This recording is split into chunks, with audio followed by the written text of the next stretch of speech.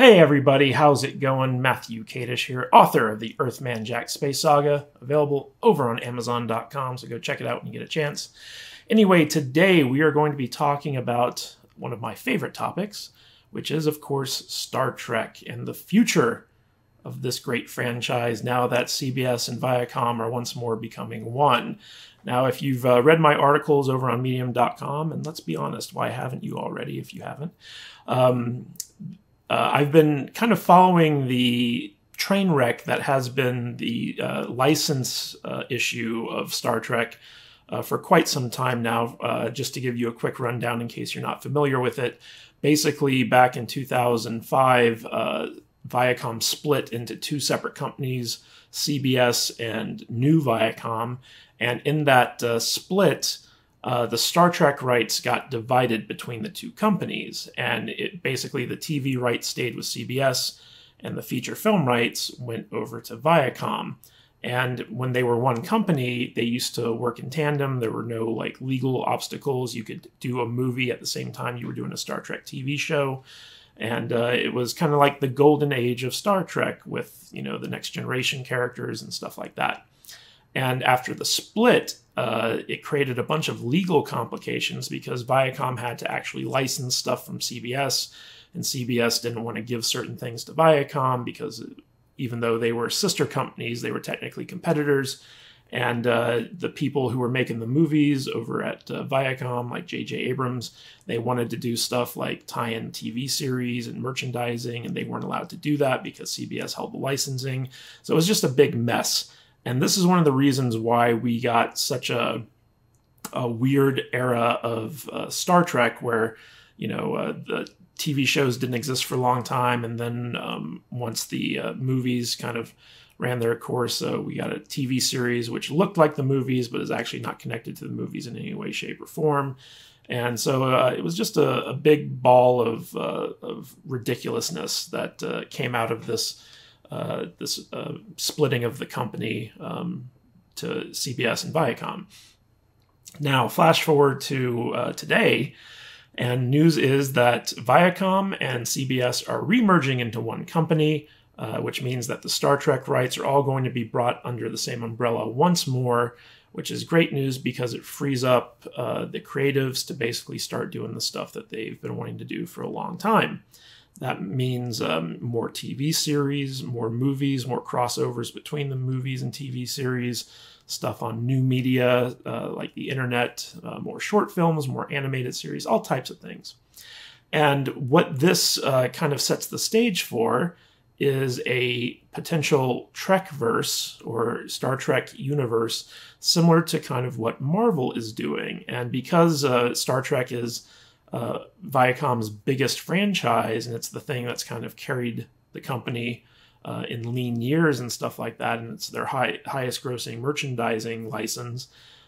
They have big plans for it now that they are kind of bringing it back home under one umbrella.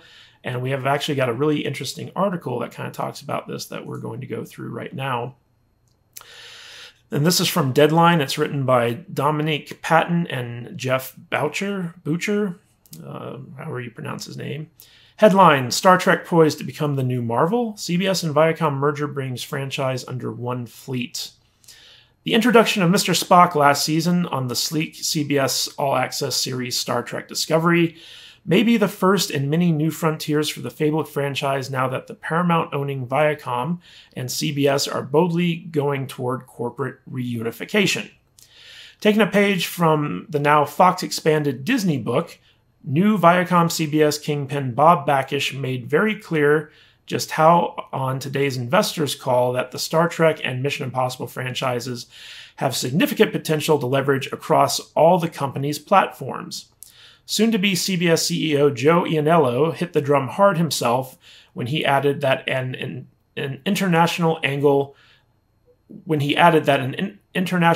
that scale is becoming more and more important all the time. With no lingering licensing barriers, the lucrative property created by Gene Roddenberry is now under one ownership for the first time since Star Trek Enterprise came to an end in 2005. It was, of course, the very next year that CBS and Viacom were split off into two separate companies, Up until the latest big screen Star Trek offering from Paramount seemed to go into suspended animation last year, CBS studios were not initially able to use characters on their all-access shows that could also appear in the movies. And keep in mind that Star Trek IV, which was planned to go forward after Star Trek Beyond, there were these renegotiations with the stars of the previous 3 Bad Robot films, in particular Chris Hemsworth. And during that time, there was actually a lot of strife over at Viacom, new Viacom, where it looked like the guy who was running the company at the time was actually going to be selling off Paramount. And because this sell-off fear coincided with these negotiations, the people at Paramount weren't willing to pay extra for these actors to return. And so because they lost Chris Pine and a few other Star Trek actors, they decided not to go forward with Star Trek IV. And that was the thing that really kind of ended the Bad Robot movie franchise. As CBS All Access heads towards launching the much-hyped Star Trek Picard next year, the Trekverse may now be poised for an intensified expansion. Already in the pipeline are multiple animated series, more short films, and a Michelle Yeoh-led Discovery spinoff. And at Comic-Con International, the Trek Brain Trust was openly hinting about the possibilities of a Mr. Spock series starring Ethan Peck, grandson of Gregory Peck. Now, if you'll remember, Spock was in season 2 of Star Trek Discovery, and I guess people had mixed reactions to him, but it's not actually a Mr. Spock series that's being bandied about. It's actually a Captain Pike spinoff series that includes Spock, and of course, number 1 played by Rebecca Romijn. I want to call her Stamos, Rebecca Romijn Stamos, but she's just Rebecca Romijn now. So this isn't quite accurate, but I'll give it a pass. It's close enough. The new multi-platform possibilities of corporate upsizing may mean Trek could soon be making a giant leap in its aspirations, not unlike the one in the 1980s and 1990s that elevated Star Wars from a blockbuster film franchise to the ubiquitous wall-to-wall cultural force that it represents today. As we all know, money has a way of enhancing a proposition. In that vein, the Star Trek Brain Trust has already acknowledged that the animation push is viewed as a way to enhance the brand's toy business and win the hearts and minds and allowance money of kids, another page from the now Disney-owned Lucasfilm used to masterful effect to build fan allegiance for characters that weren't in the original film trilogy. And this is very true. If you look at the slate of upcoming Star Trek shows, you've got an animated show for Nickelodeon and an animated show for CBS All Access that's geared a little bit more towards adults, but it's still going to be kind of family friendly. CBS is very well aware that they need to reach out to a new generation of kids, get them interested in Star Trek in order to keep the franchise strong and healthy in the long term.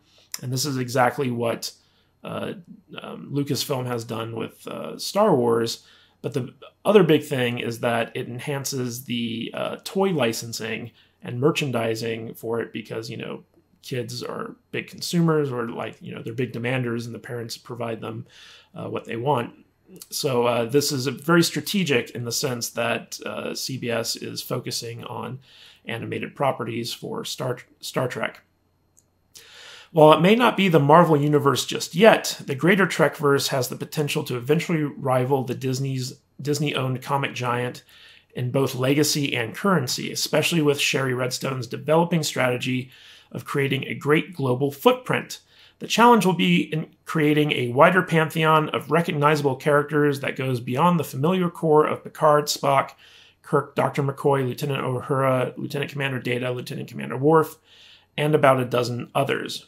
And this is the crux of the issue right here, where in order for Star Trek to kind of expand and be healthy, it can't keep going backwards and focusing on the characters that came before it. It's got to develop new series, new characters, new ships, new technology, new storylines. It's got to expand outward. And so I wouldn't be surprised to see coming down the pipeline in the future, once the merger happens, that we're going to get some new Trek series that go forward past the next generation time frame and focus on new crews and new adventures and new ships and new situations. simply so they don't have to keep milking these aging characters so hard. Trek fans will be enthused to hear about the expanding frontiers, but the news won't quite stir the kind of excitement that the Disney-Fox headline evoked from Marvel fans. That's because Marvel's characters had been scattered across Hollywood for years in one-off deals that created the cinematic equivalent of a superhero diaspora. Spider-Man at Sony, the X-Men and Fantastic Four at Fox, Blade at New Line, etc. That's not the case with Trek, which has been far more cohesive in its canon and more historically adept at crossovers, and that is because Paramount and CBS have never, ever licensed out the movie rights to a different studio. They know how important Trek is to their bottom line, so they've always kept it really tight. Even in the division between Viacom and CBS, there was a languaging in the separation contract that only Paramount can be granted licensing for the Star Trek franchise, so there was never any danger of this type of thing happening. At this very early stage, we hear that Trek will fall under the fiefdom of the David Staff-run CBS studios, as we await who truly runs what and whether a fourth Star Trek movie in the latest reboot round is truly coming in an R-rated form from Quentin Tarantino or another imported auteur. Now, this is a very important paragraph, so for those of you out there who don't like Secret Hideout and Alex Kurtzman's run on Star Trek as kind of the overseer of all these new CBS All Access series, it's important to note that David Staff is pretty much in Kurtzman's corner. So Kurtzman's not going anywhere. In fact, he's probably set to be promoted as the godfather, the Kevin Feige of the Star Trek universe. And I can tell you right now, he's probably planning a couple movies, a couple new series that tie into the movies, and all types of stuff. I wouldn't be surprised if he tries to position himself as the guy to reboot the movie franchise. This rumor that Quentin Tarantino is going to be brought in, I honestly don't see that happening. Quentin Tarantino would just suck the oxygen out of a Star Trek movie. It wouldn't be a Star Trek film. It would be a Quentin Tarantino film with a Star Trek skin on it.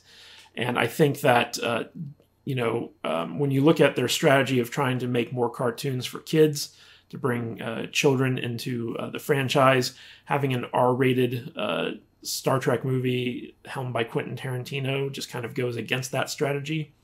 So I don't put too much stock in that rumor, but I do think that we're going to see Kurtzman kind of expand his power and pitch a lot more TV shows. I think we're definitely going to get a Michelle Yeoh show. I wouldn't be surprised if we got a Captain Pike show with Spock and Number One that kind of covers the time period leading up to the original series where Spock and Kirk come together on a new Enterprise. In fact, that might even be a setup for a launching of a feature film reboot. Kind of getting rid of J.J. Abrams' Bad Robot Trek and going with something that's a little bit more in line with the continuity of the Star Trek timeline.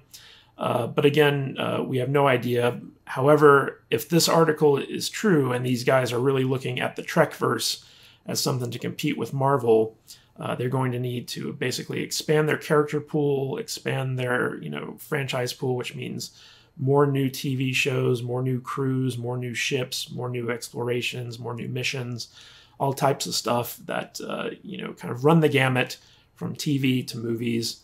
And I think that that's probably what we're going to be seeing going forward. And I know that Kurtzman has been dreaming of overseeing a cinematic universe for a long time. He tried to do it over at Sony with Spider-Man. He failed. He tried to do it over at Universal with Dark Universe. He failed there too. But now that he's got his mitts on Star Trek, I think we can definitely see him try to go for third time's the charm. And he's got a lot of support over at CBS. He's been very successful with his TV series, not so much with his movies, at least not lately.